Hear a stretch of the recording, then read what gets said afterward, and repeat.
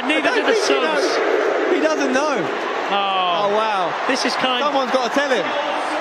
No one should tell him. No one should tell him. Get the camera back on Speed, because he doesn't know he hasn't scored yet.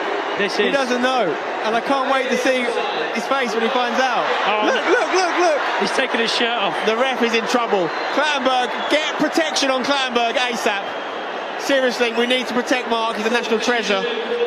Chris MD is playing bodyguard right now. Chunks is pointing to the linesman's flag.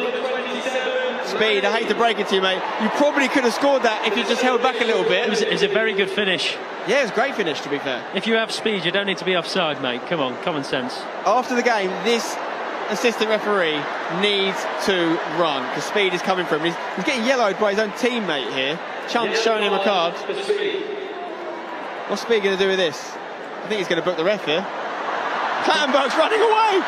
It's an absolute pantomime of a game. He whips his bum.